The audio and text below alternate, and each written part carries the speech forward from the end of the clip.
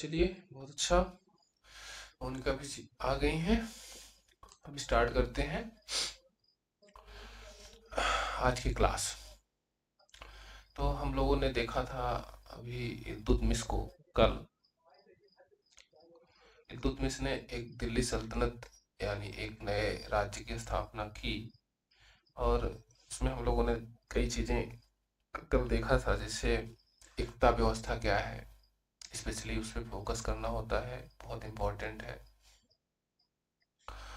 उसके अलावा जो है हम लोगों ने देखा कि कितना बड़ा राज्य, कितना बड़ा साम्राज्य उसका हो गया था, कितना बड़ा सल्तनत हो गया था इल्तुतमिश का। ये हमने कल समझा था। और ये भी समझे थे कि किस तरह इल्तुतमिश ने अपनी सूझबूझ से मंगोलों का जो खतरा था वो टाल दिया उसने। और यलदौज और कुबाचा से निपटा। पानीपत तराइन का तृतीय युद्ध हुआ, उसमें जो है यलदौज जो था वो हारा। और कुबाचा किस तरह जो है नदी में डूब के मर गया। उसके बाद जो है कुछ सिक्के चलाए, जो कि पहला शासक था और वास्तविक संस्थापक माना जाता है दिल्ली सल्तनत का, इल्तुतमिश। इसीलिए उसने कुछ सिक्के चलाए, टका और जीतल, उसके बारे में हम लोगों ने समझा। शुद्ध अरबी का सिक्का था। पहला मकबरा उसी ने बनाया था, सुल्तानगढ़ी, ये नाम याद रखना पड़ेगा आप लोगों को।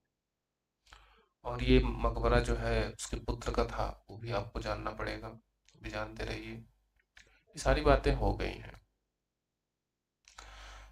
जब इल्तुतमिश की मृत्यु हो रही थी, हम लोगों ने कल देखा था कि इल्तुतमिश जो है गया था नमक की पहाड़ियों पर, कश्मीर, क्योंकि वहाँ मंगोल खतरा उसे ये पता चला कि मंगोल उधर से आक्रमण करेंगे, तो वहाँ गया था। और रास्ते में उसका पेट दर्द हुआ और जो है वापस आते आते रास्ते में मृत्यु हो गई।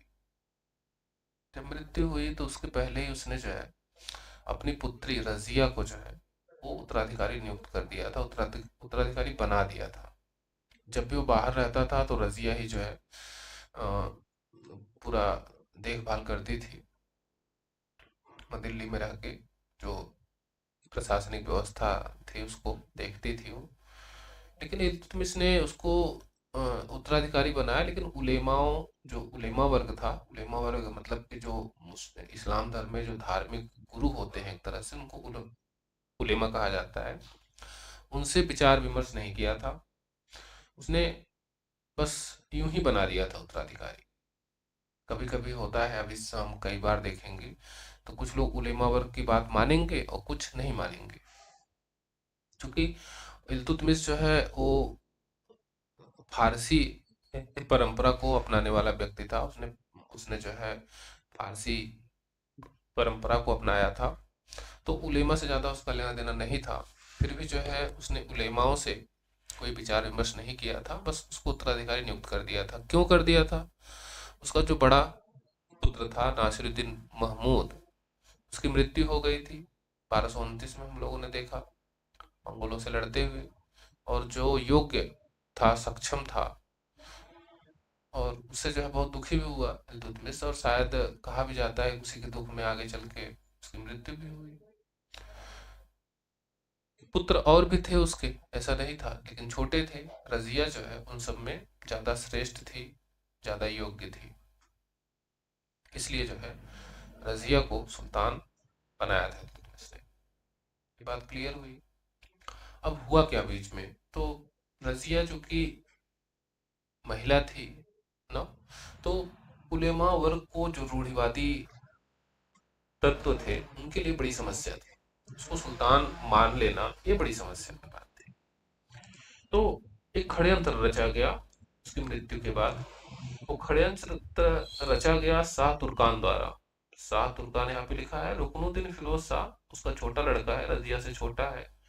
वह जो है शासक बनता है 1236 में, कुछ समय के लिए, 7 महीने के लिए। कैसे? वो कहानी हम लोग यहाँ पे थोड़ा सा समझेंगे। देखिए, बहुत ज़्यादा नहीं जानना है, जो आपके लिए महत्वपूर्ण है बस उतना ही समझिए। और यहीं से क्वेश्चन बन जाता है इसी तरह। और क्वेश्चन बनाने वाले तो बड़े आराम से बना लेते हैं। अब हम लोग जो है जब अगर पूरी तरह डिटेल से उसको समझेंगे नहीं, फैक्ट फैक्ट रटेंगे, हम ये रटेंगे कि इल्तुतमिश के बाद, इल्तुतमिश के बाद जो है रुकनुद्दीन फिरोज शाह बना, उसका रजिया बनी।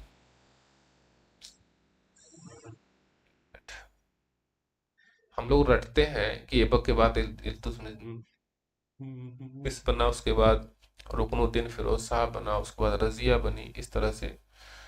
तो रटने के पीछे थोड़ा सा हमको कारण भी जानना चाहिए। कारण ये कि इसका वजह ये है कि अब क्वेश्चन का लेवल बदल रहा है। आपसे फैक्चुअल की जगह कॉन्सेप्चुअल दो तीन बातें उसमें डाल देगा कि क्यों ये बना, नहीं तो आप उसे जानते रहे।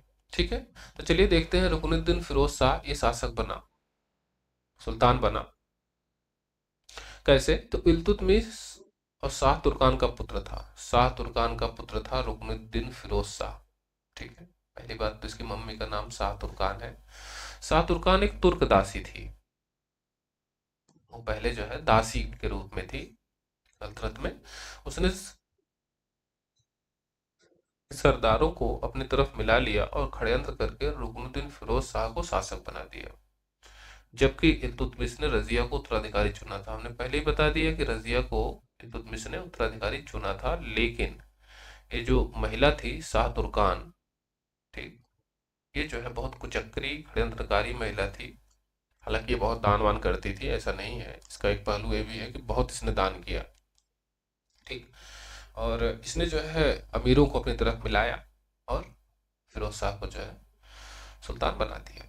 और खुद जो है यह कुचक्री महिला थी और रुकनुद्दीन फिरोज शाह जो है भोग विलास में डूबा रहता था। सारी शक्ति शाह तुर्कान के पास आ गई।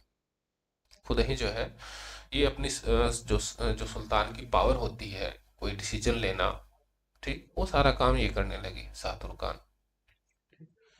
अब शाह तुर्कान चूंकि दासी थी और भाई उसका माइंड अलग ढंग से था। पहले उसको काफी लोगों ने नीचा दिखाया था, तो उसका बदला लेने लगी। अमीरों को जो है अलग अलग जो है तरह से उनको सजा देने लगी, दूर भेजने लगी, तमाम काम करने लगी। ठीक, इसमें लिखा हुआ यहाँ पे है शाह तुर्कान ने सब लोगों से प्रतिशोध लेना प्रारंभ कर दिया। ठीक है, और ये जो रुकनुद्दीन फिरोज शाह है ना, ये भी जो है अपना भोग विलास में डूबे रहते थे, हाथी पे चढ़ के टका लुटाते थे। मतलब इनका माइंड सेटअप ठीक नहीं था। अब इस स्थिति में क्या हुआ कि पूरे सल्तनत का जो क्षेत्र था, जगह जगह विद्रोह होने लगा। ठीक, जैसे यहाँ पे है रुकनुद्दीन फिरोज शाह के खिलाफ विद्रोह होने लगा। उसमें अवध के सूबेदार गयासुद्दीन मोहम्मद शाह, ये इसी का भाई था, मतलब इल्तुतमिश का ही लड़का था गयासुद्दीन मोहम्मद शाह। इसने विद्रोह किया। ये अवध का नवाब, सॉरी, अवध का जो है सूबेदार था। इसने विद्रोह किया और इसने दिल्ली के शाही कोष को लूट लिया। इसके अलावा लाहौर का इक़्तिदार मलिक अलाउद्दीन जानी, मुल्तान का इक़्तिदार सैफुद्दीन कूची ने भी इसके खिलाफ विद्रोह कर दिया। अब आप सोचेंगे सबका नाम याद करना है? नहीं, सबका नाम नहीं याद कर लेना है। बस एक आपको आइडिया होना चाहिए कि इसके खिलाफ विद्रोह होने लगे। क्यों होने लगे? क्योंकि ये जो है अ, सक्षम नहीं था, एक विलासी सुल्तान था। और उस समय बहुत इंपॉर्टेंट था कि एक जो है सशक्त सुल्तान मिले, क्योंकि इल्तुतमिश अभी जस्ट तुरंत ही एक नई सल्तनत बना के मरा था, तो बहुत जरूरी था। लेकिन उस कंडीशन में ये फिट नहीं बैठ रहा था। ठीक, तो विद्रोह हुए। विद्रोह को दबाने के लिए फिरोज शाह जो है कोहराम गया। कोहराम एक जगह का नाम है, वहां उस साइड चला गया वो। वहीं पर उसे बंदी बना लिया गया और कत्ल कर दिया गया। कब कत्ल कर कब हुआ अभी हम बताएंगे आपको आगे। तो इस तरह से रुकनुद्दीन फिरोज शाह कुछ समय के लिए, 6-7 महीने के लिए ही शासक बना और इसका अंत में कत्ल कर दिया गया। ठीक है, समझ रहे हैं? अब हुआ कैसे इसको हम समझेंगे आगे। अब हम देखते हैं रजिया सुल्तान को पहले देखें, फिर यहाँ हम उसको कनेक्ट कर लेंगे। देखिए, रजिया सुल्तान 1236 से 40, यानी लगभग 4 वर्ष या 3 महीना 3 वर्ष 6 महीना 3.5 साल का शासन था इसका कुल टोटल, क्योंकि 6 महीने तो उसी का ही था। ठीक है, इसका जो है बचपन का नाम था जलालात उद दिन रजिया। ये आपको ज्यादा याद नहीं करना है, ये उपाधि याद रखिएगा। हो सकता है, लेकिन वैसे सिंपल सी एक ही महिला है पूरे सल्तनत में, का सल्तनत और मुगल पूरा जो है अ, इस पूरे टाइम में बस एकमात्र महिला है, रसिया। तो ज़्यादा क्वेश्चन इस तरह से बनता नहीं है, लेकिन फिर भी आप याद रखेंगे तो ठीक रहेगा। ठीक, देखिए, इन विद्रोहों को दबाने के लिए फिरोज शाह कोहराम गया।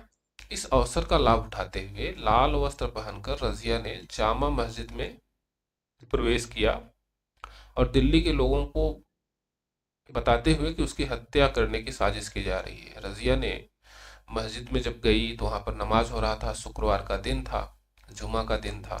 जुमा होता है ना, उस दिन जो है नमाज होता है, तो नमाज सब जब पढ़ के खत्म किए तो उसी समय लाल वस्त्र पहन के पहुंचे और ये बताने लगे कि देखिए भाई, ये तुर्कान जो है, शाह तुर्कान और ये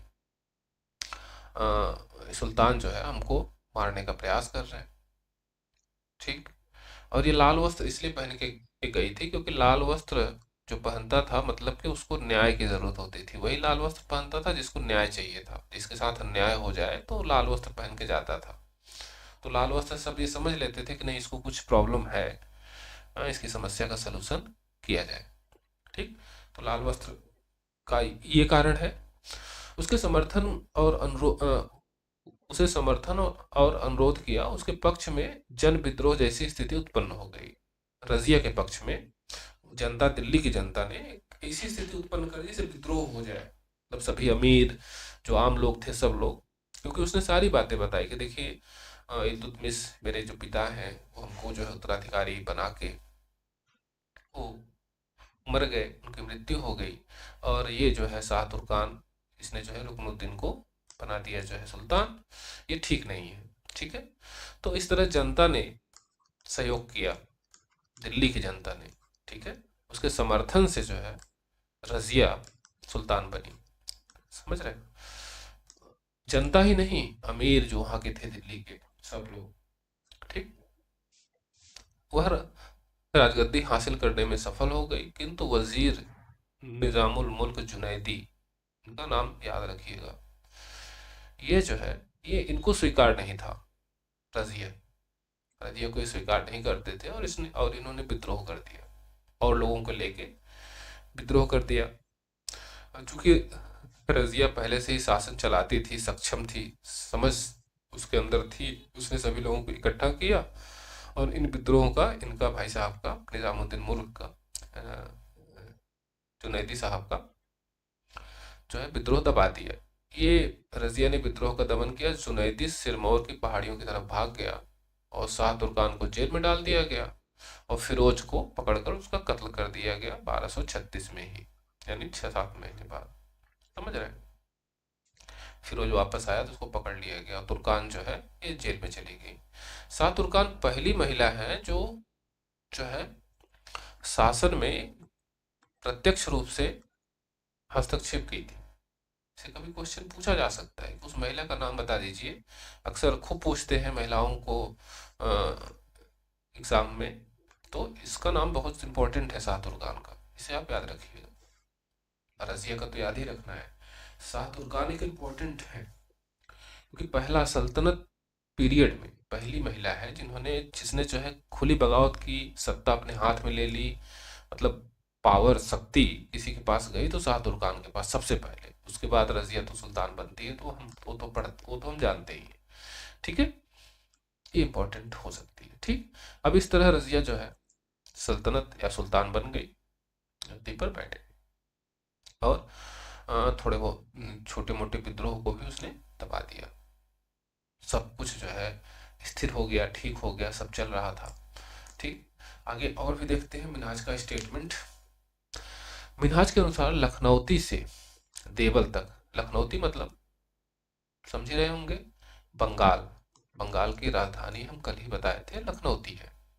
लखनऊती, देवल मतलब सिंध, मतलब बंगाल से सिंध तक, बीच में दिल्ली पड़ता है।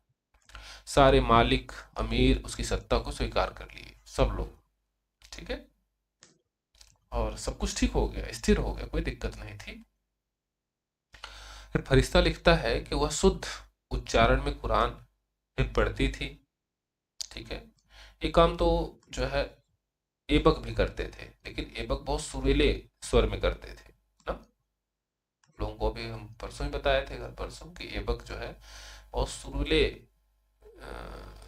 आवाज में कुरान पढ़ता था, इसीलिए उसे कुरान खां की उपाधि दी गई थी। ये भी शुद्ध रूप से पढ़ती थी, लेकिन उनको कोई उपाधि नहीं दी गई, लेकिन ये भी जानते रहिए। ठीक है। अपने पिता के जीवन काल में शासन कार्य करती थी, तो आपको बता चुके हैं, रजिया। ठीक है। रजिया का सुल्तान बनना एक समझौता था, क्योंकि उसने दिल्ली के नागरिकों से वायदा किया था कि यदि मैं आपकी अपेक्षाओं पर खरी खरी नहीं उतरूंगी तो हटा देना। किसने कहा है? प्रोफेसर ए के निजामी ने। ठीक। इनको भी आप जानते रहिए। देखिए, स्टेटमेंट थोड़ा सा पूछा जा सकता है, आपको ऐसे स्टेटमेंट दे देगा और तो चार नाम दे देगा, तो एक आध दो स्टेटमेंट आप याद रखिएगा। टीजीटी पीएचडी में स्पेशली स्टेटमेंट खूब पूछता है। अभी पता नहीं पूछेगा कि नहीं, लेकिन आप लोग याद जरूर करिए, थोड़ा थोड़ा समझे रहिए ना, कि वादा किया था, ये किसने कहा था। बस इतना याद रखिए कि वादा किया था। ज्यादा ये पूरा स्टेटमेंट आप लोग रट्टा मारते हैं, ये काम मत किया करिए। समझ बना लीजिए कि नहीं, निजामी ने क्या कहा था, क्या लिखा था। तो उसने दिल्ली वासियों से वादा किया था, अपने भाषा में उसको, अपने लैंग्वेज में उसको समझ लीजिए बस। ठीक है, किसने कहा था याद रखिए। बाकी स्टेटमेंट आएगा आप समझ जाएंगे, क्योंकि एक जैसा स्टेटमेंट सेम सेम जस्ट नहीं होता है, बहुत डिफरेंस होता है स्टेटमेंट्स में। ठीक है। चलिए, रजिया ने राजगद्दी पर अपनी पकड़ मजबूत कर लेने के बाद प्रशासन का पुनर्गठन किया। सही बात है, प्रशासन फिर से वो गठित करेगी। क्यों गठित करेगी, अगर ये पूछा जाए तो आप ऐसे समझ लीजिए कि जब इल्तुतमिश की मृत्यु, इल्तुतमिश के शासनकाल में चालीसा का गठन हुआ था, तुर्काने चहलगानी का गठन कर दिया गया था, और उसमें तुर्क थे, और तुर्क सभी गुलाम थे। और वो जो है इल्तुतमिश की मृत्यु के जस्ट बाद ही आपस में लड़ने लगे। वो ये कहने लगे थे कि तुम बड़े कि हम बड़े, ऐसा क्या है जो तुम्हारे पास है और मेरे पास नहीं है। जब तक इल्तुतमिश जिंदा थे तब तक तो वो सही से थे। जैसे इल्तुतमिश की मृत्यु हुई तो वो लोग जो है सत्ता ग्रहण करने या राजा बनाने वाले किंग मेकर की भूमिका में आ गए। अभी वो किंग मेकर की भूमिका में आ गए रजिया के समय से, यानी जस्ट 1236 के बाद आपसे ये, और 1266 तक वो किंग मेकर के रूप में रहे। कौन? ये चालीसा के लोग, ये अमीर, ये जो गुलाम थे, और सब इल्तुतमिश के गुलाम थे। ठीक। तो रजिया को दिक्कत हुई कि भाई उनके पैरेलल कुछ खड़ा किया जाए, कुछ बदलाव किए जाए, नहीं तो ये आगे चल के बहुत खतरनाक होगा। एक कोई भी श्रेष्ठ, कोई भी महत्वाकांक्षी शासक होगा, आप लोग में से ही किसी को शासक बनाए हम अगर, तो आप लोग अगर शासन लंबा समय तक करना है तो आप लोग चाहेंगे कि आपके शासन में कोई हस्तक्षेप ना करे।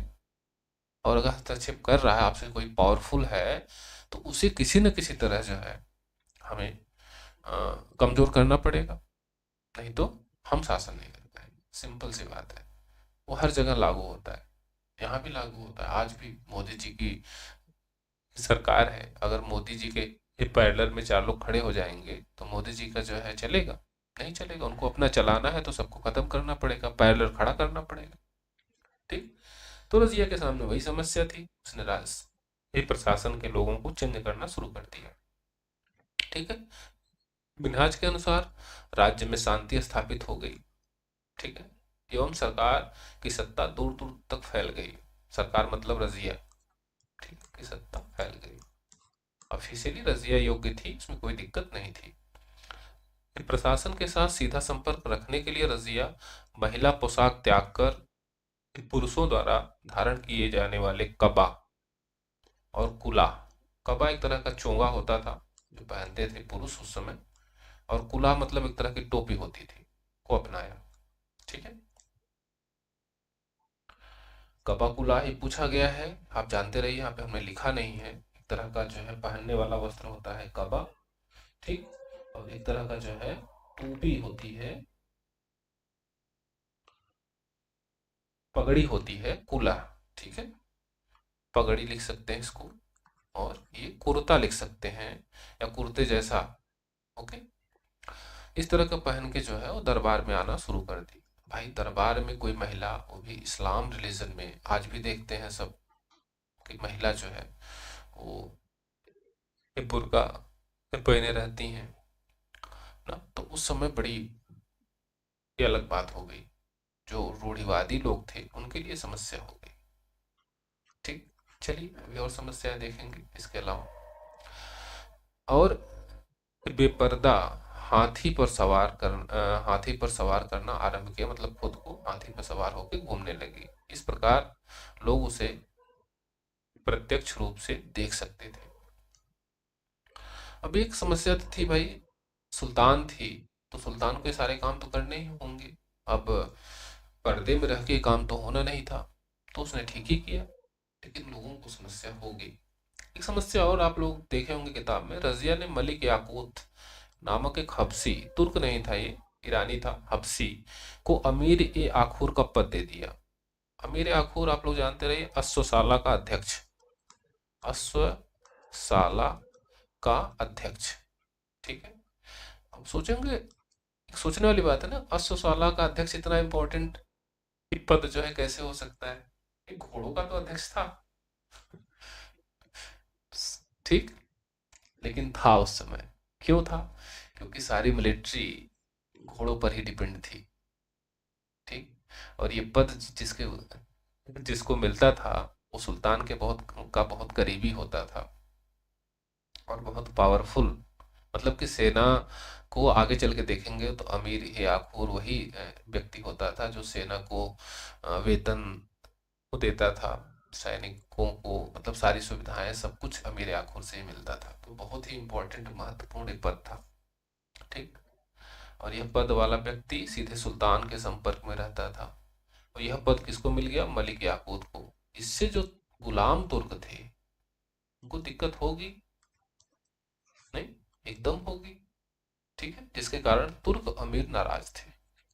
रजिया की ये समस्या थी, और भी समस्याएं थे। एक समस्या तो आपने देखा पहले, कुलह और कुबा वाला, कबा वाला।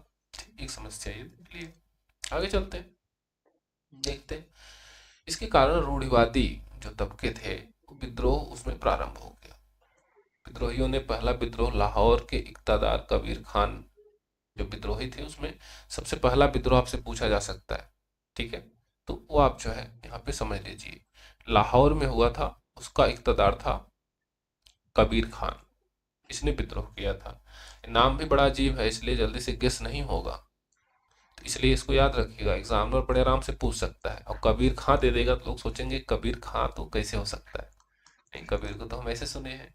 ठीक है, ओके, तो कबीर खान ने विद्रोह किया, रजिया ने लाहौर कूच किया और कबीर खान को आत्मसमर्पण करना पड़ा, क्योंकि वो लाहौर से भागा लेकिन उस साइड मंगोल थे, तो फिर वापस आ गया। ठीक, तो वापस आत्मसमर्पण कर दिया था उसने। कबीर खान को मुल्तान भेज दिया गया, भाई जाइए आप मुल्तान जाइए, कोई दिक्कत नहीं। ठीक है, जैसे ही वो दिल्ली लौटी तो तबर हिंद के सूबेदार अल्तुनिया ने विद्रोह कर दिया। ये तबर हिंद बहुत बार आया है, अब तो याद हो गया होगा। यही वो तबर हिंद है जिसके वजह से पृथ्वीराज और गोरी भिड़े थे तराइन के प्रथम युद्ध में। वही तबर हिंद का किला है, वही पंजाब वाला एरिया है, वही अल्तुनिया था और उसने विद्रोह किया। ठीक है, तबर हिंद तो याद ही हो गया होगा। कुछ नाम तो बार बार आएंगे, थोड़ा दिमाग से समझिए तो वो हमेशा वही आएंगे, बार बार अब पूरे टाइम वही आएंगे। ठीक है, इसने विद्रोह कर दिया और अल्तुनिया के विरुद्ध कूच किया। उस समय दिल्ली में मौजूद तुर्क अमीरों के एक शक्तिशाली गुट ने दिल्ली में विद्रोह कर दिया और मुइजुद्दीन बहराम शाह को गद्दी पर बैठा दिया। और भी विद्रोह हुए थे, हम ज्यादा यहाँ विद्रोह नहीं देखेंगे, जो इम्पोर्टेंट है वही देखेंगे। अल्तुनिया इम्पोर्टेंट है और कबीर खां इम्पोर्टेंट है, ये समझे रहिए। ठीक, अब जो दिल्ली में विद्रोह हुआ उसका नेता था एतकीन। ठीक है, उसको नायबे ममलिकात का नया पद मिला। जब बहराम शाह गद्दी पर बैठा तो उसे एक नया पद बनाया, नायब ए ममलिकात। खूब पूछा जाता है, खूब अच्छे से याद रखिए ये पद कब बनाया गया, कब खत्म किया गया। ये पद बहुत इंपॉर्टेंट है, एक तरह से सेकंड सुल्तान, एक तरह से मतलब सुल्तान के बाद की सारी शक्ति इसी के पास आएगी, आगे चल के सारी की सारी शक्ति इसी के पास आएगी। यही व्यक्ति हो जाएगा जो नायब ममलिकात का पद जिसको मिलेगा। इसलिए पूछा जाता है, तो बहराम शाह के समय ये बनाया गया।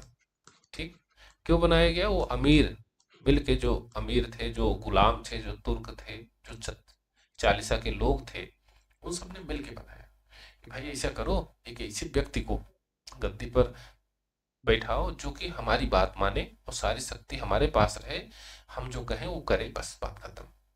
ठीक, तो इसीलिए ये पद बनाया गया था। ओके, और एतकीन उसमें बैठने वाला पहला व्यक्ति है। ये गुलाम है और चालीसा का सदस्य है, तुर्क गुलाम है। ये तो आप समझ ही गए होंगे। ओके, अब अल्तुनिया, अल्तुनिया को भी बहराम शाह के पास वो भी आया वहां से, चूंकि विद्रोह किया था और रजिया उसको दबा नहीं पाई थी, तो आया, तो उचित पद उसको नहीं मिला दिल्ली में, जो पद वो चाहिए था उसको नहीं मिला। वो गुस्सा आ गया, गुस्से में वो फिर गया रजिया से शादी कर ली। रजिया उससे मिली फिर वहीं तबर हिंद में, और वहां उसने शादी कर ली और एक सेना लेकर दिल्ली पर आक्रमण किया। रजिया के साथ मिलके, रजिया की सेना प्लस जो है अपनी सेना मिला के उसने दिल्ली पर आक्रमण कर दिया, लेकिन दिल्ली की संगठित सेना से हार गया और अक्टूबर 1240 ईस्वी में कैथल के डकैतों ने रजिया और अल्तुनिया की हत्या कर दी। मिन्हाज के अनुसार 3 वर्ष 6 माह 6 दिन तक रजिया ने शासन किया था, 3.5 साल। ठीक है, अब यहाँ पे एक बात और, हम यहाँ मलिक याकूत वाला, ऐसा आप लोगों ने पढ़ा होगा कि मलिक याकूत से उसका कुछ रिलेशन था, कुछ प्रेम संबंध था, नहीं? और वो जो है इसको, रजिया को घोड़े पर बैठाता था उठा के ना। ये इस बाद में कहानी है, ये गढ़ी गई है, ऐसा कुछ था नहीं, क्योंकि हमने पहले ही बता दिया यहाँ ऊपर कि वो हाथी पर बैठती थी। यहाँ पे देखा, लिखा होगा हाथी पर सवारी करना आरंभ की थी, न कि घोड़े पर। ठीक है, सतीश चंद्रा की बुक में स्पष्ट है कि ऐसा कुछ था नहीं। बस मैटर क्या था कि किसी तरह रजिया, जो कि महत्वाकांक्षी महिला थी, और ये चालीसा का दाल नहीं गल रहा था।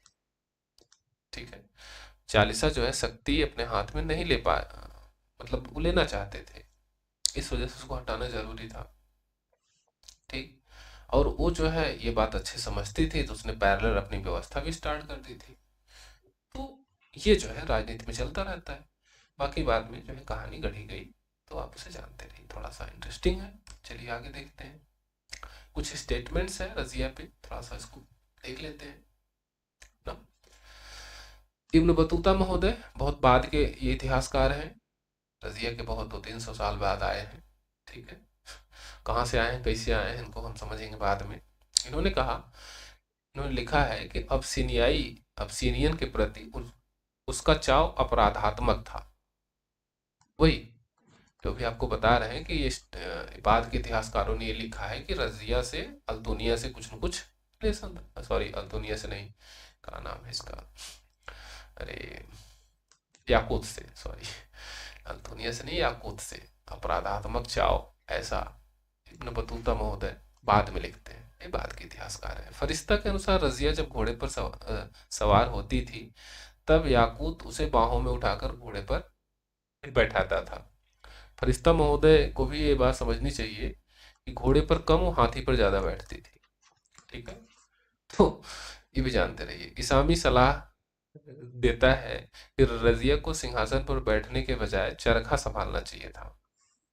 इसामी महोदय आपसे मिल जाए तो इनसे आप पूछ लीजिएगा कहीं कि भाई क्या दिक्कत थी रजिया से इनको, नहीं, क्यों उसे चरखा संभालना चाहिए था। ठीक, मिनहाज सिराज ने बहुत बड़ा स्टेटमेंट है इनका, रजिया की अत्यधिक प्रशंसा करते हुए कहते हैं कि रजिया में सुल्तान होने के सभी गुण मौजूद थे। वह बुद्धिमान थी, लोकोपकारी थी, अपने राज्य का कल्याण करने वाली थी, न्यायप्रिय थी, अपनी प्रजा का पालन करने वाली थी, एक महान योद्धा थी। मतलब सब कुछ, जितने भी गुण हो सकते हैं सुल्तान के पास में, वो सारे गुण उसके अंदर थे। लेकिन परंतु उसके साथ सवाल भी रखते हैं। क्या इन सारे गुणों से फायदा ही क्या, जब वह एक स्त्री के रूप में पैदा हुई। सबसे बड़ा अवगुण उसका क्या हो गया? स्त्री होना। इतने गुण होने के बावजूद। ठीक। चलिए, रजिया को समझ गए होंगे आप इतने से। मतलब सबसे बेहतर थी, बहुत बेहतर थी, बुद्धिमान, लोकोपकारी, प्रशासन चलाने वाली, न्यायप्रिय, सब कुछ थी। लेकिन एक कमी रह गई, और ये रूढ़िवादी तत्वों को वहां के अमीर यानी जो चालीसा के गुट जो था उसको पसंद नहीं आया, और उन्होंने इस तरह से रजिया का अंत कर दिया। ओके। और कुछ जानना हो तो आप जो है, कुचक्री किसे कहते हैं? कुचक्री उसे कहते हैं भाई कि जो घर में ही बैठ के चक्कर चलाता रहता है, चक्र चलाता रहता है, उसे कुचक्री कहते हैं। जो षड्यंत्र रचता रहता है उसे कुचक्री कहते हैं, षड्यंत्रकारियों को। ठीक। ठीक है, चलिए आगे चलते हैं हम।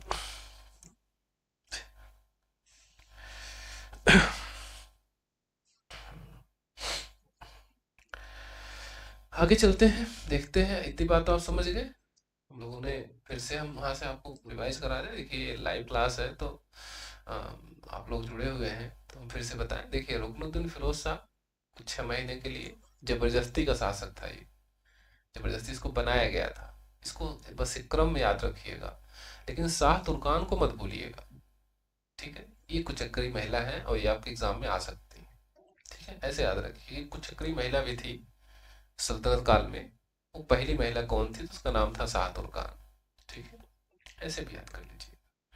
ठीक है, उसके बाद देखिए अब मुइजुद्दीन बहराम शाह। ठीक है, बहुत अच्छा दुर्गेश जी, आप भी आ गए हैं, बहुत अच्छा लगा मुझे। ठीक, चलिए तो अब मुइजुद्दीन बहराम शाह को देखते हैं। 1240 से 42, 2 साल तक ये शासन करेंगे। अब जितने भी सुल्तान हम देखेंगे अभी आगे आज, वो सब जो है केवल नाम मात्र के सुल्तान थे। सारी शक्ति किसके पास थी? चालीसा। चालीसा क्या है हम कल बात कर चुके हैं।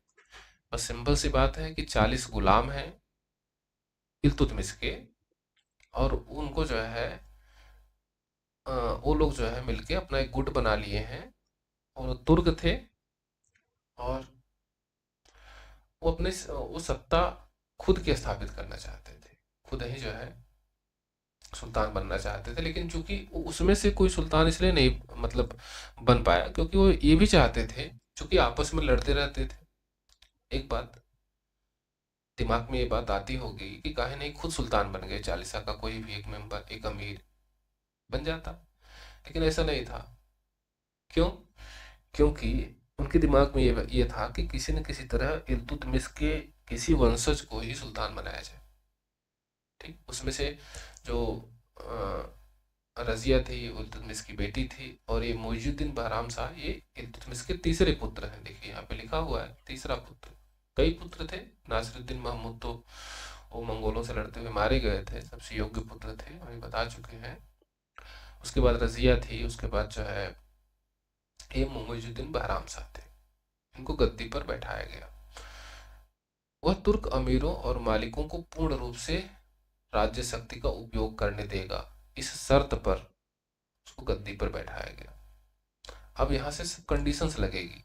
कंडीशंस क्या होगी कि भाई देखो तुम सुल्तान तो रहोगे, लेकिन सारी पावर, सारी शक्ति किसके पास होगी? इसी चालीसा के पास होगी। ठीक है। इख्तियारुद्दीन एतकीन, यह नायब ए ममलिकात का पद तथा मुहाजिबुद्दीन को वजीर का पद दिया गया। एतकीन ने इल्तुतमिश की पुत्री से विवाह कर लिया। ठीक है, देखिए एतकीन इसके पहले भी था, ठीक, और अब भी है। ओके, मुहाजिबुद्दीन को वजीर बनाया बनाया गया तो कोई ज़्यादा इंपॉर्टेंट नहीं है। एतकीन को यहाँ पे याद रखिएगा जरूर। एतकीन ने क्या काम किया कि उसने इल्तुतमिश की पुत्री और थी, उससे विवाह कर लिया। इससे जो है एक तरह से वो एक वैद्य बन गया, ठीक, शक्ति संभालने वाला, ठीक। और उसने क्या किया कि सुल्तान के अधिकारों को हड़पने का प्रयास किया। जो थोड़े मोड़े सुल्तान के पास अधिकार बचे भी थे उसको भी हड़पने का प्रयास किया, ठीक। यानी खुद ही सुल्तान बनने का पूरा पूरा प्रयास किया। उसने क्या क्या किया, तो शाही प्रतीक जो है उसको रखना शुरू कर दिया। नौबत और हाथी, नौबत में एक नगाड़ा होता था जो सामने रखा होता था, मतलब जो द्वार होता था जहाँ ये लोग रहते थे, नगाड़ा कि फलाना फलाना जो आ रहे हैं जा रहे हैं उसके लिए। और हाथी ये जो है सुल्तान रखते थे तो ये रखने लगा, ठीक है। और जो प्रतीक होता था ये रखने लगा एतकीन। तो एक तरह से सुल्तान की तरह ये जो है बिहेव करने लगा, व्यवहार करने लगा, ठीक है। और शक्ति तो थी इसके पास, ठीक। अब ये बात बहराम शाह को ठीक नहीं लगी, क्योंकि ये भी महत्वाकांक्षी व्यक्ति था और तुम इसका ही लड़का था, ठीक है। तो बहराम शाह शासन करना चाहता था, इसलिए उसको एतकीन, इसलिए जो है उसने एतकीन का वध करवा दिया। ज़्यादा हम लिखे नहीं है, आपको बता दे रहे हैं कि इसको ये बात जब पता चली कि भाई इस तरह का प्रतीक उर्तीक रख रहा है तो उसको गुस्सा आया और कई लोगों को मिला के इसने एतकीन को मरवा दिया सीधे सीधे। लेकिन फिर भी संपूर्ण शक्ति नहीं प्राप्त कर सका बहराम शाह। क्यों? क्योंकि अभी और अमीर है, चालीसा में बहुत से अमीर है। इसके बाद हुआ क्या कि बदरुद्दीन शंकर रूमी, तो केवल शंकर रूमी को याद कर सकते हैं, मत याद करिए चलेगा, लेकिन एतकीन को जो है वो जानते रहिए, ठीक है। रूमी ने अमीर हाजिर, अमीर हाजिब है यहाँ पे, के पद पर कार्य कर रहा था। वो चालीसा का एक प्रभावशाली सदस्य था।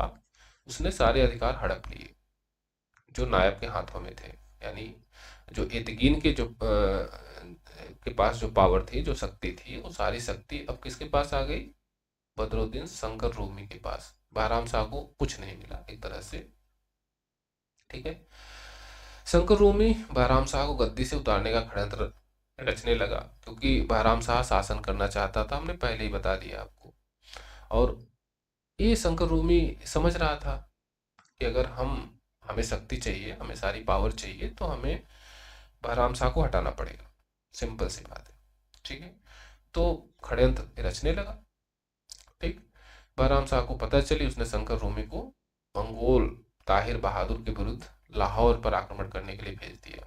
उस समय मंगोल ताहिर बहादुर ने आक्रमण किया था, ये भी चाहे तो आप जानते रहिए। मंगोल अभी आक्रमण कर ही रहे हैं। हमने देखा कि इल्तुतमिश के समय तेमुचिन चंगेज खां ने आक्रमण करने का प्रयास, आक्रमण किया नहीं था, सिंधु नदी के आसपास रहा और लौट गया था।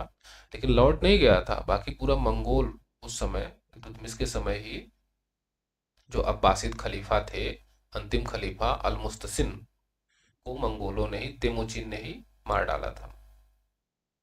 कब की बात है? 1200 आगे, अभी मार डालेगा, सॉरी, अभी आगे मार डालेगा 1258 में, ठीक है। उसके बाद लेकिन मंगोल जो है, मंगोल साम्राज्य सिंधु नदी के उस पार तक हो गया था और बार बार मंगोल आक्रमण करते रहेंगे। अभी खलजी के समय आएंगे तो काफी आक्रमण करेंगे, काफी आक्रमण आपको मिलेंगे, ठीक। तो मंगोल ताहिर बहादुर ये जो है आक्रमण करने वाला था, उसके विरुद्ध लाहौर पर आक्रमण करने वाला था, उसके विरुद्ध जो है शंकर रोमी को भेज दिए बहराम शाह की, जाइए भाई, ठीक।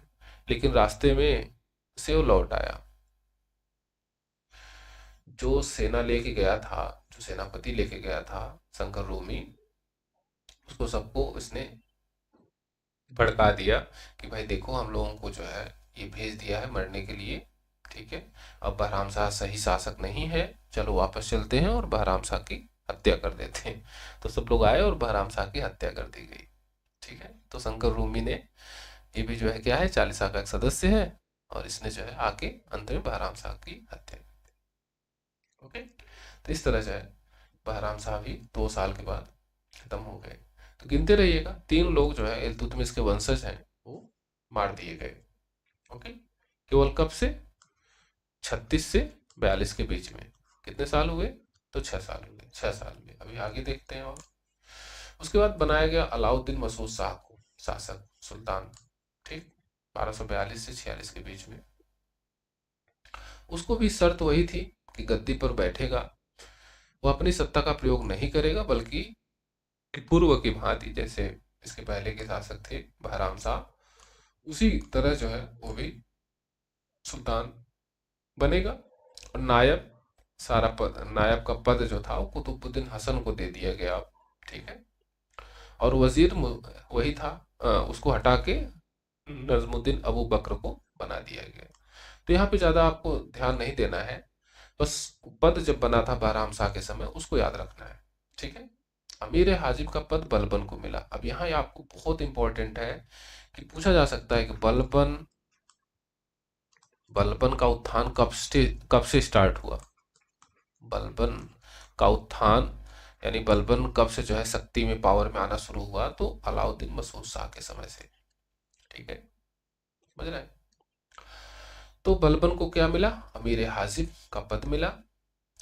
इसी समय मलिक इजुद्दीन किस्लू, यहाँ पे किस्लू लिखा है, हिंदी में इस तरह लिख दिया गया है, ने स्वयं को सुल्तान घोषित कर दिया। ये आपको पूछा जा सकता है नेट में कहीं भी। ठीक है,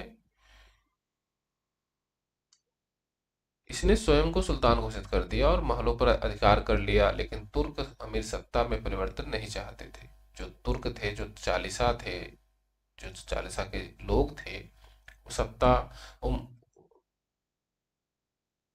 परिवर्तन नहीं चाहते थे। इसलिए किस्लू खां को एक नागौर का इक्ता दे दिया गया और किस्लू खां ने अपना दावा वापस ले लिया। भाई ठीक है, ठीक है, अलाउद्दीन को ही जो है सुल्तान रहने दिया जाए। ठीक। तो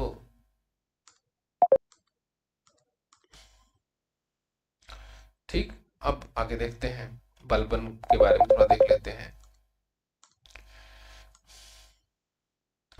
बलबन को अमीर हाजिब का पद दिया गया ऊपर।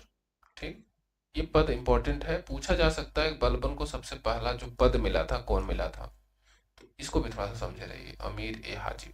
ठीक है।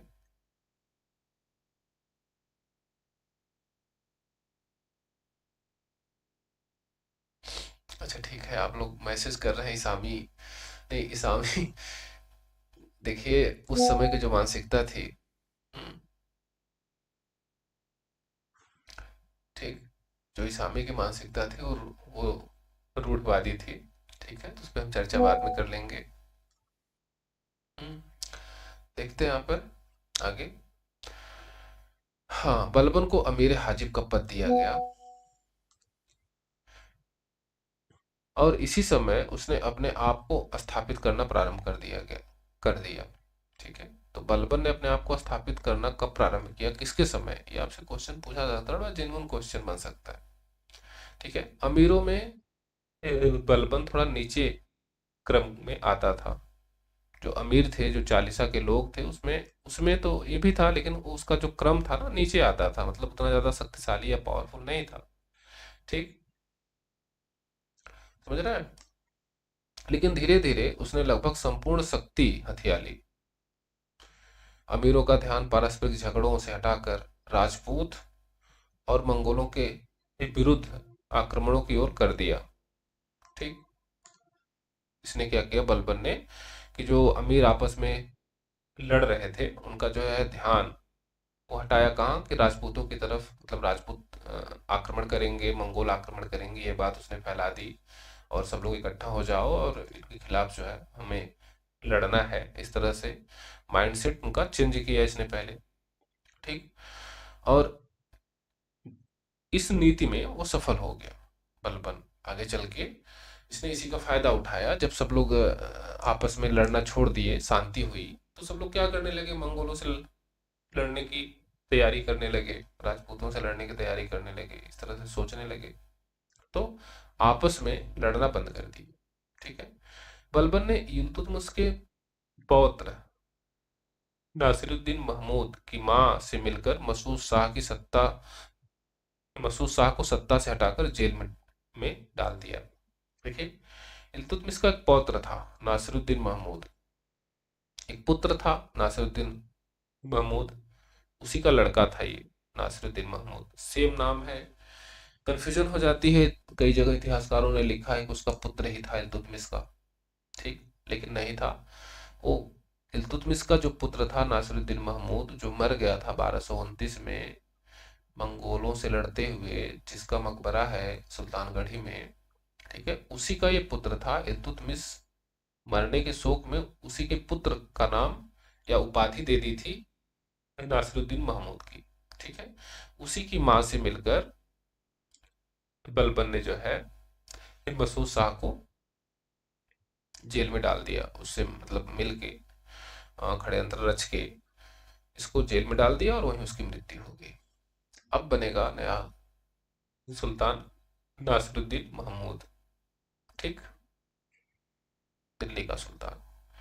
तो हम लोगों ने 3 सुल्तान देख लिए, चौथा देख लेते हैं जल्दी से खत्म करते हैं इसको, ठीक। नासिरुद्दीन महमूद 1246 से 1265, उपाधि दरवेश, ठीक है। यही एक सुल्तान है जो बहुत ही शालीनता से अपना जीवन व्यतीत किया था। सुल्तान की तरह नहीं, एक सामान्य व्यक्ति की तरह कल्पना करिए आप इसे, नासिरुद्दीन महमूद, ठीक है। नासिरुद्दीन महमूद 10 जून 1246 को दिल्ली की गद्दी पर बैठा। सिंहासन पर बैठते ही सुल्तान और अमीरों की शक्ति के बीच संघर्ष समाप्त हो गया, ठीक। समाप्त कैसे हो गया कि नासिरुद्दीन ने सरेंडर कर दिया पूरी तरह से, जाओ भाई जो मर्जी हो करो, हमको कोई मतलब नहीं है, ठीक है।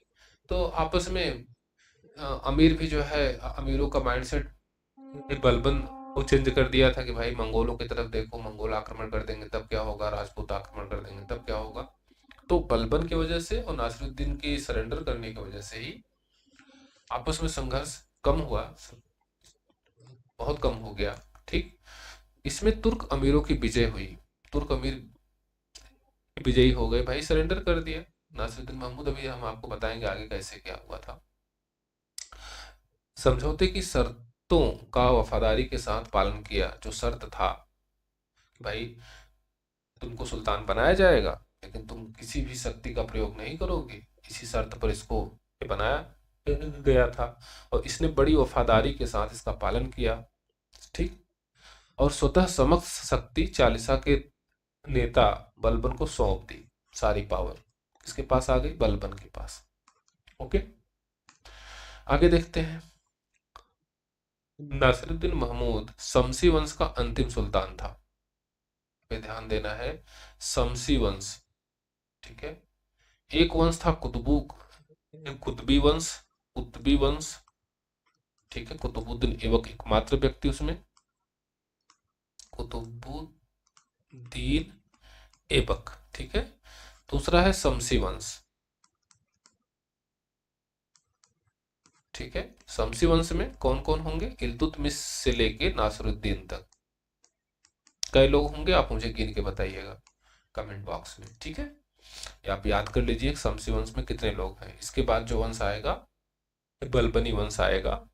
बलबन जो है एक अलग वंश, ये इसका एक अलग वंश है। हालांकि ये कहता है कि हम इलबारी तुर्क हैं, ये अपने आप को इल्तुतमिश के साथ जोड़ता जरूर है लेकिन चूंकि है नहीं, ठीक है। तो शमसी वंश का अंतिम सुल्तान था नासिरुद्दीन महमूद। नासिरुद्दीन महमूद को दिल्ली का आदर्श सुल्तान कहा जाता था। क्यों? क्योंकि इसने कुछ किया ही नहीं, एकदम आदर्श था। चलिए अभी बताते हैं क्यों। मिनहाज की पुस्तक तबकाते नासिरी नासिरुद्दीन महमूद को समर्पित है। मिनहाज नासिरुद्दीन को इल्तुतमिश का छोटा पुत्र बताते हैं, जो कि सही नहीं है। वास्तव में नासिरुद्दीन महमूद इल्तुतमिश के पुत्र न होकर उसका पौत्र था, ठीक है। तो यहाँ पे आपसे क्वेश्चन तो पूछा नहीं जा सकता, फिर भी जानते रहिए। मिनहाज की जो किताब है तबकाते नासिरी, और नासिरुद्दीन महमूद को ही समर्पित है टोटल, ठीक। तो इसे आप जरूर जानते रहिए। अभी हम बात करेंगे पूरे इतिहासकारों पर अलग से पूरा, ठीक। आइए आगे देखते हैं। सिराज और क्या कहते हैं, सिराज के अनुसार नासिरुद्दीन महमूद को उसकी माता के साथ लोनी नगर भेज दिया गया था जब पैदा हुआ था। ठीक है, नासिरुद्दीन छोटा सा था तभी से ही उसकी माता के साथ सल्तनत से दूर लोनी नगर भेज दिया गया था।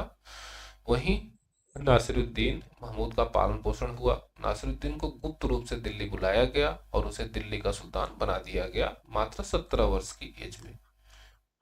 काफी कम उम्र थी, शादी वादी भी नहीं हुआ था इसका, और इसको उसकी माता के साथ बुलाया गया और उसको दिल्ली का सुल्तान बना दिया गया, और शर्त वही थी जो शर्त आप बता चुके हैं। यह एक अच्छा सुलेखक था, मतलब कि सुलेखक मतलब अच्छी राइटिंग थी इसकी। ठीक, ये लिखता था अच्छे से, और क्या था, धर्म परायण व्यक्ति था ना, इस्लाम को कंप्लीट मानने वाला व्यक्ति था। कुरान की प्रतिलिपियों को बेचकर जो आय होती थी उसी से वह अपना खर्च चलाता था। उसकी पत्नी स्वयं भोजन बनाती थी क्योंकि घर में दासी नहीं थी। मतलब कि ये ऐसे ही सुल्तान थे कि अपना खाना खुद ही बनाते थे, मतलब एक आम जैसे हम लोग आप लोग हैं, घर में खाना बनता है, मम्मी लोग खाना बनाती हैं, उसी तरह ये लोग जो है अपना खुद खाना बनाते थे, खुद ही कमाई करता था ये कुरान की प्रतिलिपि बेचकर, लिख कर। ठीक है, तो ये सल्तनत का पैसा भी नहीं खर्च करता था। ठीक, मतलब कि न पैसा खर्च करता था, न ही कुछ डिसीजन लेता था, केवल नाम मात्र का सुल्तान। ठीक, ओके, आगे देखते हैं। खुद नासिरुद्दीन का कहना था कि मैं राज्य के धन को अपनी सुख सुविधाओं पर खर्च नहीं कर सकता, क्योंकि मैं केवल राज्य का ट्रस्टी हूँ। ट्रस्टी मतलब होता है कि देख रेख करने वाला, तो ट्रस्टी हूँ। इसामी कहता है कि वह बिना तुर्की सरदारों की आज्ञा के न तो हाथ पैर हिलाता था, न पानी पीता था, और न सोता था, मतलब कुछ नहीं करता था जब तक तुर्क सरदारों से कुछ कहते नहीं थे। बिना आज्ञा का वो कुछ नहीं करता था। तो आदर्श था, एकदम आदर्श सुल्तान। ठीक है, आगे देखते हैं। राजा महल में रहता था, यानी ये नासिरुद्दीन महल में रहता था। बलबन जो है साम्राज्य पर शासन करता था, यानी सारी शक्ति किसके पास हो गई, बलबन के पास। ठीक है, बलबन का सबसे अच्छा टाइम यही है। ठीक, और आगे क्या हुआ, बलबन ने और क्या किया, आगे देखते हैं। बलबन ने 1249 में अपनी पुत्री हुजैदा, हजैदा नहीं हुजैदा है, हुजैदा का विवाह नासिरुद्दीन से किया और अपनी स्थिति को और बेहतर कर ली। ठीक है, कुछ समय बाद जो है बलबन ने और बुद्धिमानी की, अपनी बेटी का विवाह जो है किससे कर दिया था, सुल्तान से, और क्या हो गया, अपना ससुर हो गया और वो दामाद हो गया, तो और भी पावरफुल हो गया। ठीक है, नासिरुद्दीन महमूद ने उसे नायब का पद तथा मंगोल के आक्रमण को सफलतापूर्वक विफल करने के कारण उलुग खां की उपाधि दी थी। ठीक है, तो उलुग खां किसकी उपाधि थी, बलबन की। तो इसे आप जानते रहिए, कब दी थी ये आपको याद रखना है। मंगोलों के आक्रमण को सफलतापूर्वक दमन करने पर या विफल करने पर ये उपाधि दी गई थी नासिरुद्दीन महमूद द्वारा। ओके,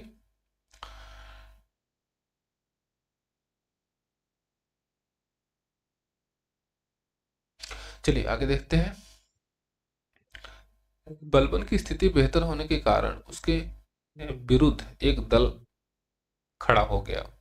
बलबन की शक्ति बढ़ती जा रही थी, इसके कारण और जो अमीर थे वो उनको थोड़ा दिक्कत हुई, तो उसके विरुद्ध एक दल खड़ा हुआ। उसका नेता था इमादुद्दीन रेहान या रिहान या रायहन, कई नाम मिलता है, रेहान रिहान रायहन, ये बड़ा इंपॉर्टेंट हो जाता है। ठीक है, कैसे, यह हिंदू से मुसलमान बना था, इसलिए इंपॉर्टेंट हो जाता है। बलबन के विरुद्ध, बलबन एक शक्तिशाली व्यक्ति, मतलब कि 90% सुल्तान, इसके खिलाफ जो है एक दल खड़ा हुआ। उसका नेता कौन था, जो हिंदू से मुसलमान बना था, इसलिए ये इंपॉर्टेंट हो जाता है। ठीक है, तो इसका नाम जरूर याद रखिएगा, इमादुद्दीन रेहान, रिहान या रायहन, जो भी मिल जाए। बलबन ने के बलबन के निरंकुशता पूर्ण आचरण से नासिरुद्दीन महमूद भी अप्रसन्न था। बलबन की शक्ति इतनी ज्यादा होने लगी, मतलब सारी शक्ति उसी के पास हो गई, तो नासिरुद्दीन महमूद भी रेहान की तरफ हो गया कि भाई ठीक है, बलबन का कुछ करते हैं, बहुत हो गया। नहीं, इसलिए वह भी षड्यंत्रकारियों के दल में सम्मिलित हो गया, यानी जो है रेहान प्लस नासिरुद्दीन सब मिल के बलबन के खिलाफ हो गए, कुछ समय के लिए, केवल 1 सालों के लिए। ठीक है। फिर बलबन और उसके भाई को प्रांतों में जाने की आज्ञा दे दी गई। बलबन को पहले भटिंडा, भटिंडा मतलब तबर हिंद, फिर से आपको बता दें, वही फिर तबर हिंद आ गया। भटिंडा यानी तबर हिंद, उसी को भटिंडा कहा जाता है। फिर नागौर भेजा गया। बलबन से मतलब भाई नासिरुद्दीन चाहता ही चाहता था किसी तरह इसकी शक्ति कम हो, तो उसको भेजा गया पहले कि जाओ भटिंडा चले जाओ, फिर वहां से नागौर चले जाओ। इतना दे दी गई कि भाई उधर चले जाओ, यहाँ मत रहो। ठीक है। बलबन को दिक्कत होने लगी कि बाहर चले जाएंगे तो दिक्कत हो जाएगी ना। इधर रिहान को प्रधानमंत्री यानी नायब बना दिया गया। रिहान भैया हमारे जो हिंदू से मुसलमान बने थे, ये क्या बन गए, ये नायब बन गए या प्रधानमंत्री बन गए, यानी पावर इनको दे दी गई कि सारी सत्ता ये भोग करें। बलबन ने भटिंडा और नागौर में अपने समर्थकों को एकत्रित किया और दिल्ली की तरफ बढ़ा। बलबन चुप बैठेगा, उसको तो बनना है सुल्तान, रुकने वाला नहीं है। उसने नागौर में भटिंडा में अपने सेना को समर्थकों को इकट्ठा किया और दिल्ली की तरफ बढ़ा। अब दिल्ली की तरफ जब बढ़ा तो नासिरुद्दीन ने स्थिति को समझते हुए, उसको समझ में आ गया कि ना, लड़ाई नहीं करने का। ठीक है, अगर हम लड़ाई कर देंगे तो मारे जाएंगे, क्योंकि डर था कि पिछले कई सुल्तान तो मार दिए गए ना, तो हम इसके चक्कर में क्यों फंसे, जाने दो। ठीक है, तो इसने क्या किया कि तुरंत बलबन से समझौता कर लिया नासिरुद्दीन ने। ठीक है, और रिहान को बंदी बनाकर बदायूं ले जाया गया। उसके बाद बहराइच भेज दिया गया और वहां उसकी मृत्यु हो गई। इंपॉर्टेंट क्या है, भारतीय मुसलमान का शासन सत्ता प्राप्त करने का पहला प्रयास था ये। ठीक है, किसी भारतीय मुसलमान ने सत्ता हासिल करने का प्रयास था ये पहला, तो इसलिए ये इंपॉर्टेंट हो जाता है। शायद ये क्वेश्चन पूछा भी गया था अभी जल्दी में ही। ठीक, बीपीएससी में पूछा गया था, ऐसे पूछा जा सकता है। तो यहाँ पे अब इसके बाद जो है बलबन शासक खुद ही बन जाएगा, तो ये हम कल पढ़ेंगे नेक्स्ट डे। ठीक, आप लोग कोई क्वेश्चन हो तो पूछें, और फिर से चलते हैं, हम एक बार रिमाइंड करते हैं फिर से। इतनी बात तो समझ गए, फिर से थोड़ा समझते हैं। यहाँ से समझते हैं, देखिए इल्तुतमिश के बाद जो शासक बना रुकनुद्दीन फिरोज शाह, कैसे बना, शाह तुर्कान के कारण 6 महीने तक रहा। कुछ ज्यादा आपको पढ़ना नहीं इसके बारे में, शाह तुर्कान को जरूर याद कर लेना है थोड़ा सा। ठीक, एकदम इम्पोर्टेंट हो सकता है। ओके, बस समझिए कि कुछ टाइम के लिए शासक बना और ज्यादा कुछ हुआ नहीं। सारी पावर इस इल्तुतमिश की मृत्यु के बाद चालीसा के पास आ गई। तुर्क सरदार ही जो है अब सारा जो है वो किंग मेकर की भूमिका में आ गए, जिसको चाहे वो राजा बना सकते थे, उस भूमिका में है। ओके, इसके बाद रजिया सुल्तान बनी, और यह जो है दिल्ली की जनता, दिल्ली के अमीरों के बिहाफ पर बनी थी। इस बात का ध्यान रखिएगा, इसको अमीरों ने नहीं बनाया था, तुर्क अमीरों या चालीसा ने नहीं बनाया था, इसलिए खटक रही थी बहुत ज्यादा। सिंपल सी बात है कि सत्ता जो है चालीसा को चाहिए, और रजिया सुल्तान बन गई, वो भी महिला, दूसरे जो है दिल्ली की जनता के सहयोग से बन गई, दिल्ली के अमीरों के सहयोग से बन गई ना, तो खटकेगी जरूर। तो रजिया को हटा दिया गया, और जिन लोगों ने हटाया था वही अमीर चालीसा के लोग थे। ठीक है, रजिया के बारे में सारा स्टेटमेंट है, आपसे कोई भी स्टेटमेंट उठा के पूछा जा सकता है, तो स्टेटमेंट्स आप जरूर 1-2 बार पढ़िएगा। स्टेटमेंट रटिए मत, इस बात का ध्यान रखिएगा, कोई भी स्टेटमेंट मत रटिएगा।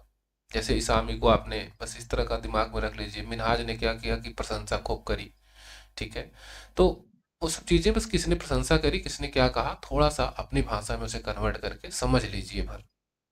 अक्षर सा रटिएगा मत, क्योंकि रटेंगे कोई मतलब नहीं होगा, रट पाएंगे नहीं और उसको कोई अर्थ नहीं होगा। और फिलहाल हम देखेंगे अभी। ठीक, उसके बाद इसमें थोड़ा सा जो है ये क्या कहते हैं, बहराम शाह के समय ये पद जो है नायब ममलिकात, ये बड़ा इंपॉर्टेंट है, ये पूछा जा सकता है नेट जैसे एग्जाम में कई बार पूछा गया है।